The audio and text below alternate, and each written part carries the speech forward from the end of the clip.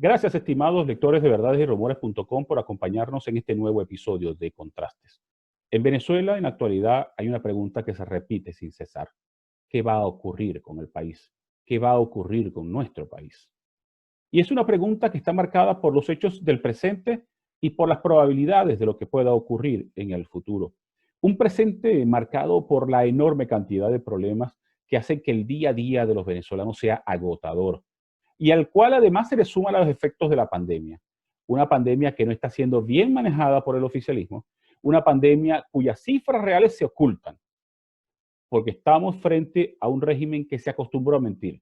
Si ha mentido con tantas cosas, tiene que mentir aún más con los resultados de los exámenes que se realizan en Venezuela por la pandemia, porque sencillamente lo ven como un factor de perturbación política hacia sus intereses.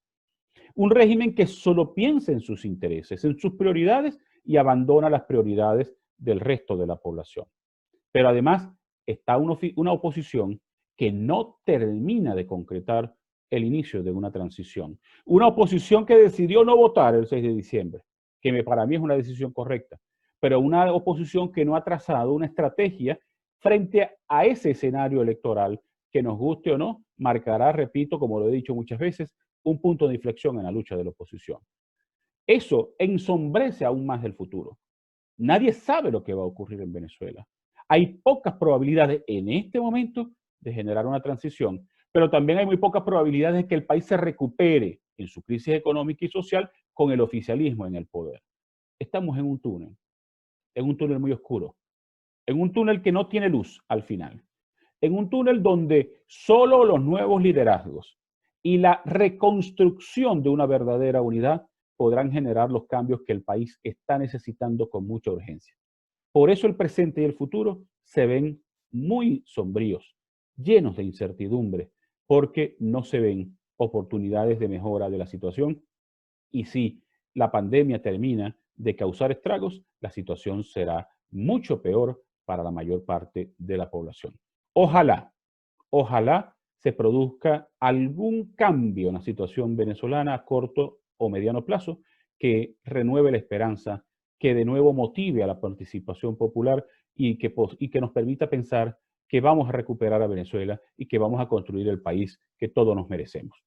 Vamos a una pausa y regreso con el entrevistado de hoy, el politólogo Jesús Castillo Molleda.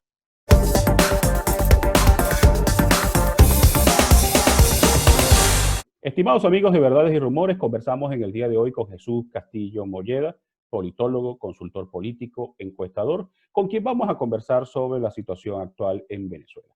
Gracias, Jesús, por aceptar la invitación a este programa. A ti, Darwin, y de verdad deseándote muchos éxitos en esta nueva iniciativa. Mucha falta le hace al debate político venezolano y latinoamericano, y sobre todo tu esfuerzo con Verdades y Rumores. Es un portal digital que trae muchos aportes y sobre todo que has hecho un esfuerzo en la investigación. Muchos aciertos desde tu portal y bueno, muchos éxitos, Darwin. De verdad que me alegro mucho de lo que estás haciendo. Gracias, Jesús. Jesús, entremos en materia. ¿En qué situación está la lucha de la oposición en Venezuela con un gobierno y una oposición que parece que son irreconciliables y en el centro está la ciudadanía sufriendo y llevando golpes en el día a día? Mira, la oposición venezolana es importante resaltar que sigue siendo un 80% del país, porque por más que la sociedad esté en este momento decepcionada del liderazgo político opositor, no se mudó al oficialismo, no es ahora del PSUV, no es que ahora le gusta Maduro, no, está estacionado ahí y obviamente está esperando de una manera u otra que los actores de la sociedad política de oposición logren lo que en algún momento le fue muy bien, que fue cuando se unieron. Es interesante, Darwin, que en este momento el debate político nacional venezolano no está dado entre realmente el PSUV y la oposición. Está ahorita la agenda oposición con oposición. Y es la oposición y oposición la que se insulta, la que se señala, la que se dice, la que debate, la que procesa, y el PSUV está solamente concentrado en el tema del COVID y obviamente es el responsable de los grandes problemas que hay, pero nadie se los dice. Entonces, en este momento, esta sociedad opositora necesita una orientación, necesita a un líder, o uno los llaman el Mesías, y necesitan que de una manera u otra se reconcilie esta oposición para que se vuelva a activar. Porque en este momento lo que está claro, Darwin, que en Venezuela la sociedad civil se siente huérfana, tanto de los actores políticos opositores como de los actores políticos oficialistas. ¿Cuál es tu evaluación del gobierno interino de Guaidó? En enero del 2019 se generaron altas expectativas de cambio, pero con el tiempo se ha diluido. ¿Qué ha ocurrido? ¿Cuáles han sido los errores? ¿De quién es la responsabilidad del aparente fracaso? Mira, Guaidó es el actor político opositor que ha tenido mayor apoyo del pueblo, financiero, político, social, de los últimos 21 años de la revolución en Venezuela. Sin ninguna duda, el acto del 23 de enero del 2019 fue un acto que le cayó como sorpresa a la oposición, al gobierno, y en este caso la oposición por primera vez en muchos años jugó posición adelantada, y eso fue sorprendente para la sociedad. Logró una movilización mucho más importante que la de Capriles en el 2012, mucho más importante que cuando Capriles fue candidato en abril del 2013, y esa movilización espontánea, sin ninguna duda, animó al país a una esperanza bien importante de cambio. ¿Dónde estuvieron las fallas estructurales en la estrategia de Guaidó? Primero, en comprometerse con temas de cese de usurpación, gobierno de transición y elecciones libres. El 23 de febrero se comprometió con un sí porque sí, entraba la ayuda humanitaria, y un sí porque sí iba a haber un cambio fundamental. Ese 23 de febrero del año 2019 no se aprovechó. Hubo una deserción importante de más de 700 funcionarios de las Fuerzas Armadas venezolanas, las cuales quedaron prácticamente dejadas tiempo después. Luego no se aprovechó el gran apagón nacional que ocurrió en Venezuela entre el 7 de marzo del 2019 hasta el 11 de marzo. Venezuela quedó oscura, Darwin, y la oposición de Guaidó prácticamente no actuó durante ese apagón, no aprovechó un descontento nacional y no aprovechó que estaba todo el país oscura. Luego de ese proceso se prometió un gran evento para el 1 de mayo y obviamente se crearon muchas expectativas y ya sabemos que ese 1 de mayo no se dio el evento, sino que se dio fue el 30 de abril. Y ese hecho, para los análisis que hemos hecho de las ciencias políticas, Darwin, fue un daño muy grande que le hizo el liderazgo de Leopoldo López a Guaidó. Y a partir de ese entonces, del 30 de abril, empezó la decaída del liderazgo de Guaidó, que no encontró conexión, no encontró reanimar a la gente, a pesar del apoyo internacional. Pasó durante todo el 2019, entre errores y errores y errores, llegó el 2020, sorprende en enero de 2020 con la gira internacional, y cuando regresa a Venezuela, que quiso hacer un evento el 10 de marzo del 2020 para decir lo que ha logrado internacionalmente. El 13 de marzo, la vicepresidenta nacional Daisy Rodríguez le dice al país que es el primer infectado de COVID y viene la cuarentena, la que ya tenemos del 13 de marzo hasta la actualidad. Que por cierto, una cuarentena donde también la oposición de Guaidó se fue de cuarentena. Y eso lo podemos hablar más adelante. ¿Está agotada la estrategia de Guaidó? ¿Tiene oportunidades de mejorar, de hacer cambios, de levantar de nuevo el país? Mira, los estudios de opinión pública nos afirman que no. ¿Ok? ¿Por qué nos afirman que no? Porque Guaidó, mientras no cumpla sus promesas de cese de usurpación, está en deuda con la ciudadanía. Y sobre todo que Guaidó no logró crear nuevos instrumentos de participación, sino que se prácticamente guardó a la gente, la desmovilizó, y esta desmovilización obviamente no fue muy estratégica para los objetivos que quería Guaidó. En este momento Guaidó, te lo puedo decir con toda firmeza, es un submarino pero con hueco. Todos los días pierde porcentaje de aceptación y todos los días pierde porcentaje de credibilidad, porque también se convirtió como el gobierno nacional. Dice muchas mentiras, sobre todo hasta la fecha que tú y yo estamos haciendo este programa, no ha logrado ni pagar los $100 que prometió hace aproximadamente 8 semanas que le iba a dar al personal médico que está colaborando con el COVID.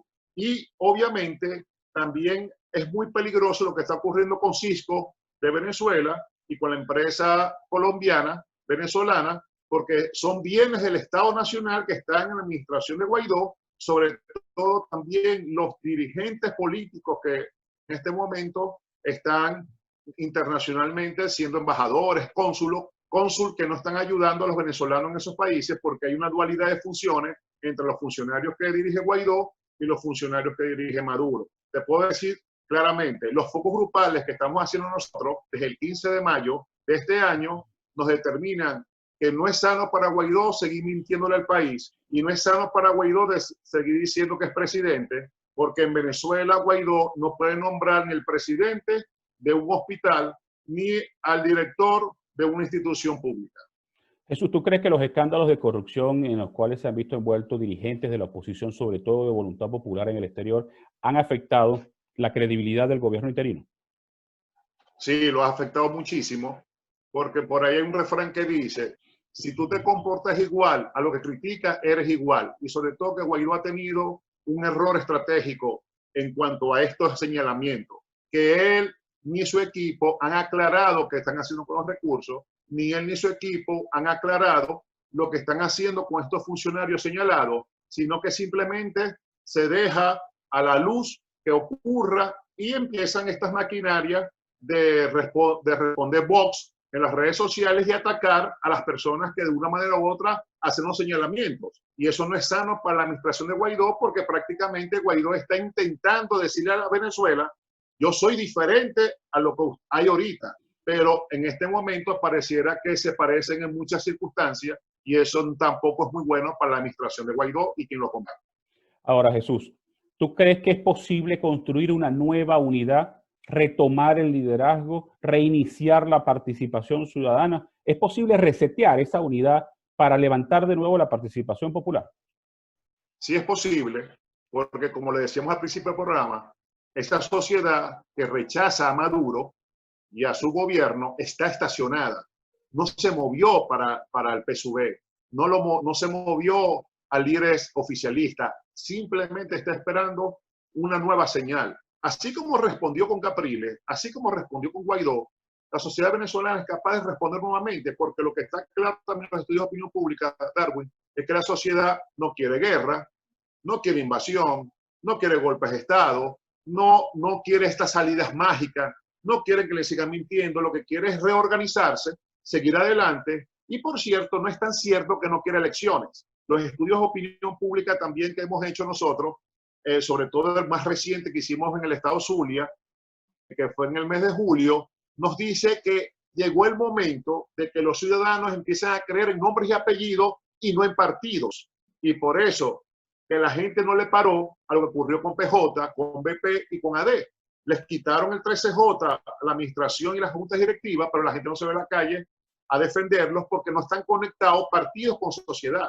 Y eso, a la pregunta, la respuesta, sí tenemos la oportunidad de resetear a la sociedad, participar de nuevo, salir adelante con hombres y mujeres con credibilidad, y esto se retoma rápidamente. Mira, si la oposición se une, en 30 días ponen otra vez el jaque al gobierno Nicolás Maduro en unas elecciones como las del 6 de diciembre. Ahora, tú has mencionado el interés o el atractivo que las elecciones significan para la gente. La gente quiere votar. ¿Tú crees que la decisión de no participar el 6 de diciembre es acertada? No, es una decisión totalmente errada. Es errada porque esa decisión solo le va a dar más poder al gobierno de Nicolás Maduro, que apenas es el 20% del país. Es errada porque si tú estás señalando al gobierno de Nicolás Maduro como un régimen, como dictador totalitario, la única manera que tú tengas herramientas de seguirlo ejecutando es descubriendo el proceso de participación, diciendo que no están haciéndose las cosas bien, que el plan República, que la desmovilización, que el tema del REC. Es la única manera que tú tengas herramientas. Y lo otro, que es preferible, Darwin, ser una minoría ruidosa que una mayoría en silencio. Y la oposición que dirige Guaidó está decidiendo ser una mayoría en silencio. Ahora, tú hablas de una mayoría en silencio. Mucha gente se pregunta por qué la población venezolana ante tantos problemas no es capaz de levantarse. Las protestas son focales en algunos sitios por diferentes problemas, pero no hay una gran protesta, no hay una gran concentración. La sociedad civil pareciera que está dormida frente a lo que ocurre. No, la sociedad civil no está dormida, porque la sociedad civil sale todos los días a la calle a buscar para comer, sale a trabajar, sale a buscar y ser solidario con familiares y amigos. La sociedad civil está activa, solo que no está dirigida. Y recordemos que el gobierno nacional está muy preparado para el disturbio, para la manifestación de calle. En Venezuela llega mucho más rápido una comisión antimotín a una manifestación que una ambulancia o un accidente. Entonces, ¿qué ocurre? Que la sociedad civil, como le decíamos al principio, no está preparada para hacerlo voluntariamente. Necesita un guía. Y en este caso particular, la oposición venezolana desmovilizó a esta oposición electoralmente desde diciembre de 2017 y la desmovilizó durante todo el 2020, inclusive en tiempos como el COVID, quienes dan resultados, quienes dan información, quienes dan tapabocas, quienes dan un gel, quienes dan un alcohol, prácticamente la clase oficialista, pero hay un indicador importante. 27 alcaldes opositores están haciendo un trabajo importante. Solamente hay 7 alcaldes que son, te los puedo nombrar rápido, el alcalde de Latillo, el alcalde de Baruta, el alcalde de Las Alias, allá en Miranda, el de Chacao, el de allá en Maneiro, en Nueva Esparta, el de Lechería, el alcalde de San Cristóbal, están haciendo el de San Diego en Carabobo, están haciendo trabajos importantes y todos ellos tienen niveles de 60% hacia arriba de aceptación popular. Y la gobernadora Lady Gómez, hay que reconocerle, está haciendo un trabajo extraordinario por la defensa de su territorio y por la actividad que se ha hecho durante el COVID. Entonces, sí hay dirigencia política no oficialista que está dando resultados y que esos espacios de poder valen una pena defenderlo. Por eso que de una manera u otra, esta sociedad lo que necesita son guías. Si la sociedad tiene guías, yo no tengo duda de dar que se vuelva a activar. Te dejo una pregunta antes de ir al corte. Frente a estas debilidades de la oposición, frente al silencio de la sociedad civil, eso se traduce en fortalezas para el régimen. Vamos a una primera pausa y ya regresamos.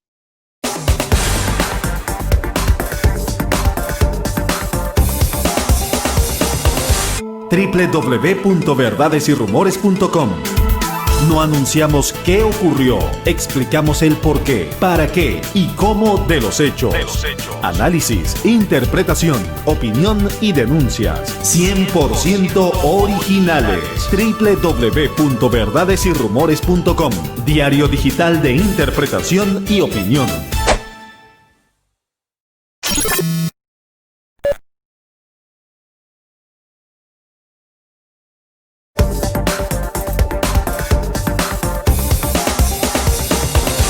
Jesús, frente a las debilidades que has explicado de la oposición y el silencio de la sociedad civil, ¿tú crees que el régimen se ha fortalecido ante esas debilidades? Mira, el régimen se ha fortalecido porque no tiene quien le diga nada. Se ha fortalecido porque ha logrado reunificarse entre ellos. A pesar de las grandes diferencias que hay entre ellos no la expresan. Por ejemplo, en el estado Zulia es clara la diferencia que hay entre el alcalde Willy Casanova, entre el gobernador Omar Prieto y el canciller de Venezuela en México, Francisco Arias Cárdenas. Claro. Esas diferencias son determinantes y uno las puede observar en las redes sociales, en la opinión pública, cuando salimos a la calle a generar opinión, cuando vemos el trabajo de esta dirigencia en la calle. Y por cierto, esas diferencias la oposición no las aprovecha. Y así hay en muchos estados del país diferencias entre liderazgo, y eso no se aprovecha del lado de la oposición. Entonces, sin ninguna duda, esta pasividad de los líderes opositores y de la sociedad civil fortalecen al gobierno, que sigue siendo el 20%. ¿Tú crees que la estrategia del oficialismo de aliarse con Irán y que pudiera convertir a Venezuela en epicentro de un nuevo foco de conflicto entre Irán y Estados Unidos es acertada? Para ellos. Para el gobierno, sí. Sin ninguna duda, el eje que ha hecho el gobierno con Moscú, con los chinos, con todo el eje de Irán, por supuesto, los países no alienados, también el eje de la comunidad árabe, de Cuba, sin ninguna duda, ha sido muy estratégico, le ha dado mucha fortaleza y son potencias que de una manera u otra protegen al gobierno de Nicolás Maduro. Y estos poquitos parecieran que a su vez son muchos. Pues cuando vamos a la ONU, iniciativas del gobierno venezolano tienen más de 100 votos. Entonces, la oposición se ha enfrascado de que tiene Guaidó reconocimiento de 60 gobiernos, pero en la ONU hay 194 países reconocidos. Entonces, no es la mayoría de los países que reconocen a Guaidó, tampoco es la mayoría de los países que reconocen a Maduro, pero sin ninguna duda, quien sigue en Miraflores es Maduro, y en esto hay que ser, obviamente, muy responsable en el análisis político. Por eso que la minoría, que es el 20% que dirige Maduro, sigue gobernando el 80%, la mayoría, que apoyaría en este caso a un líder opositor o que capitalizó en algún momento Guaidó. Ahora, que Maduro esté en Miraflores no quiere decir que controle el país. ¿Lo controla? ¿O hay un país que está más o menos en un cierto nivel de anomia? Mira, yo ahí difiero mucho en los debates de analistas políticos. Yo no creo que sea Diosdado Cabello, que sea Padrino López, que sea algún actor más del oficialismo que tenga control del país. Yo creo que Nicolás Maduro ha demostrado hasta este momento que es mal gobernante, pero no es mal estratega político para mantenerse en el poder.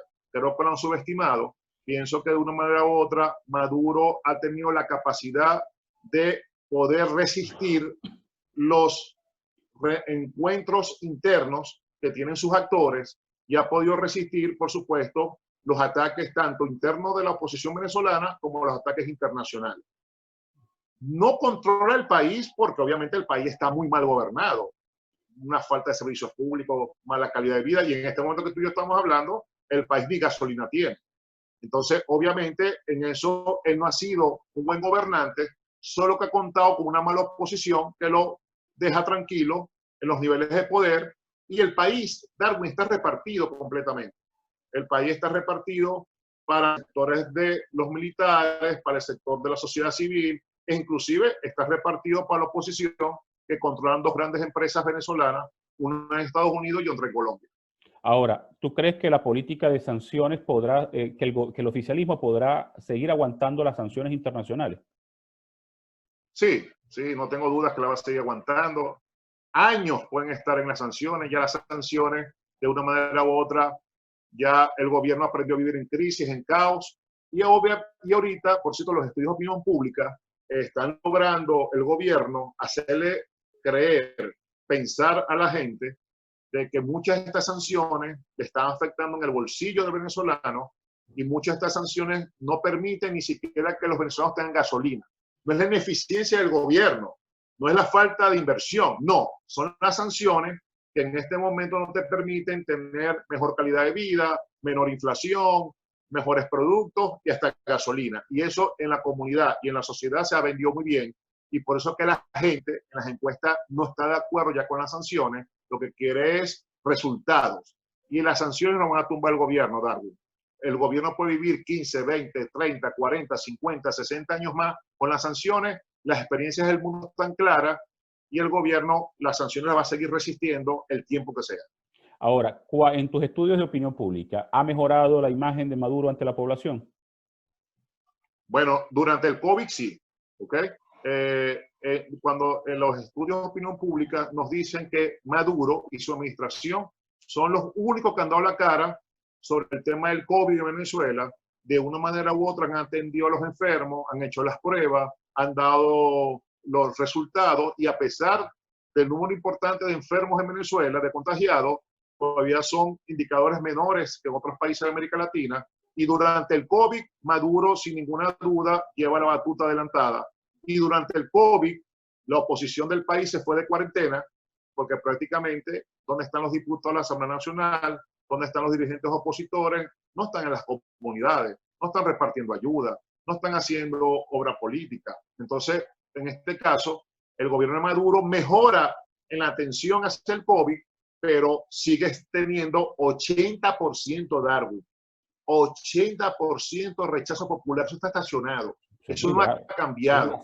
Entonces, sí, gigantesca. Y haga lo que haga Maduro, va a seguir estando ahí.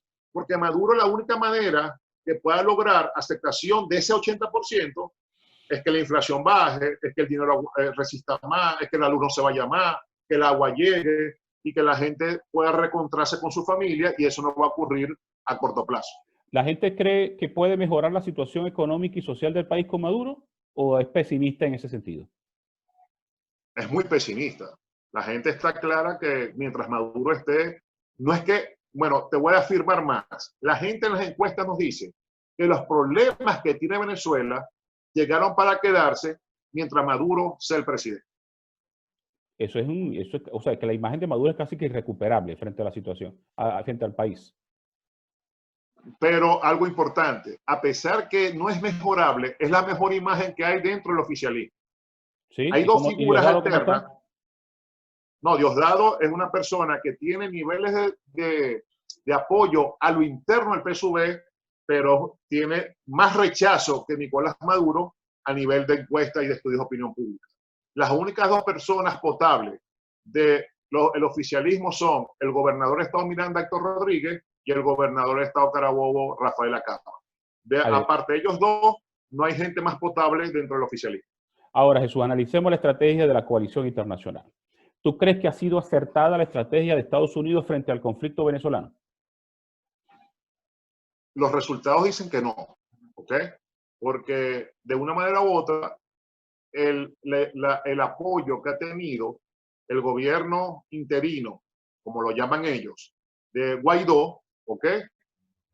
Ha sido obviamente exagerado ante todos los esfuerzos que ha hecho el gobierno de Estados Unidos para darle apoyo a la dirigencia opositora, para los bloqueos, para las sanciones, para el señalamiento, y además Donald Trump ha señalado directamente a Nicolás Maduro, hasta le puso precio a su cabeza, como dicen por ahí. Sin embargo, también cayeron en un caudal de promesas o de amenazas que no se cumplieron. Y sobre todo que en Venezuela el gobierno de Maduro está preparado para enfrentar asimétricamente al gobierno de Donald Trump o cualquier gobierno de Estados Unidos. Por eso que tú ves en Venezuela que hay grupos de las milicias, que hay grupos de las Fuerzas Armadas, que hay grupos colectivos, que hay grupos de la FARC, del ELN, que están distribuidos muchos grupos armados en el país, que le costaría mucho a cualquier Fuerza Armada internacional o cualquier alianza internacional venir a enfrentar a esos grupos en Venezuela, porque no los controla, porque no sabe dónde están, y muchos de ellos están bien preparados, bien armados, y por eso que asimétricamente yo estoy convencido que el gobierno de Nicolás Maduro tiene grandes ventajas contra cualquier fuerza y coalición bélica internacional. ¿Tú crees que Estados Unidos o Donald Trump se atreverá a intervenir en Venezuela militarmente para poner fin al conflicto? No, no lo creo. No lo creo porque ya tiene mucho tiempo amenazando, y en la medida de que Donald Trump empezó a enfrentar al gobierno de Nicolás Maduro, vimos a un Nicolás Maduro que empezó a aliarse con más fuerzas internacionales, y sobre todo que en Venezuela no están los gringos, pero sí están los rusos, sí están los chinos, sí están los cubanos y sí están los iraníes. Entonces, sin ninguna duda, en ese reposicionamiento, Nicolás Maduro tiene ventajas importantes porque involucró a otros actores en los intereses de Venezuela ante los Estados Unidos. Y los Estados Unidos, para ser claro, Darwin, le interesa muy poco a los venezolanos. Lo que sí le interesa es su seguridad nacional. Y si en algún momento el gobierno de Estados Unidos, con todos estos actores que están en Venezuela, ve su seguridad nacional en amenaza, seguramente alguna acción tendría que tomar, pero recordemos que en este momento estamos a pocos meses de las elecciones en Estados Unidos, y todo el discurso de Trump o de los candidatos que están ahorita en la postulación de Estados Unidos, en este caso Biden, van a estar enfocados en buscar el voto latino y van a decir muchas cosas en campaña. Solo que para la oposición venezolana, el hecho de que Trump pierda las elecciones sería un revés político muy grande. Por eso que la oposición venezolana depende muchísimo, en este caso la que dirige Guaidó, de que Trump sea reelecto para seguir ellos vivos. Yo estoy convencido, Darwin, que Guaidó no se inscribió o no participó en las elecciones, aparte porque le tenía miedo, como muchos dirigentes, que le quiten las visas y que le quiten los privilegios del gobierno de Estados Unidos, sino que como ha perdido mucha popularidad, le tuvo temor a perder las elecciones y a perder esa coalición importante de dirigirlo, porque en este momento Guaidó no tiene la fuerza política que tuvo, por supuesto, en los primeros 5 meses del año 2019. Ante todos estos escenarios, ¿cuál crees tú que es el futuro a corto y mediano plazo de la lucha de la oposición en Venezuela? Bueno, la oposición, sin ninguna duda, está reorganizándose, ¿no? porque a pesar de que un sector de la oposición que dirige Guaidó está acusando o señalando de alacranes, de traidores a otro sector, no todos los que van a participar el 6 de diciembre en las elecciones van a ser alacranes. No todos los que van a participar el 6 de diciembre son traidores. De una manera u otra, ahí hay mucha gente de la sociedad civil que seguramente va a ser candidato a la Asamblea Nacional.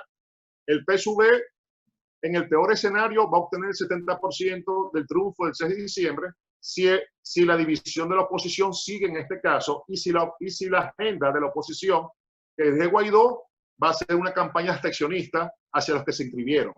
Sin ninguna duda va a ayudar muchísimo al PSUV a controlar la Asamblea Nacional. De aquí al 6 de diciembre, el tema va a ser una discusión interna entre la participación y la no participación, y hay un actor político que podría resurgir, que es Capriles Radowski, que Capriles podría retomar o podría capitalizar ese sector opositor que sí quiere de una manera u otra confrontar, enfrentar, participar y hacer algo, porque no hacer nada es darle más poder a ese 20%. Entonces, en este momento, al corto plazo, es concentrarse en el tema 6 de diciembre. No tengo ninguna duda que Guaidó y su grupo, si no terminan participando, el 5 de enero del 2021, al juramentarse la nueva Asamblea Nacional, pasarán a la historia política venezolana y tendrán que irse al exilio, porque no entiendo ni comprendo, Darwin, cómo los partidos políticos venezolanos no ostentaron más el poder,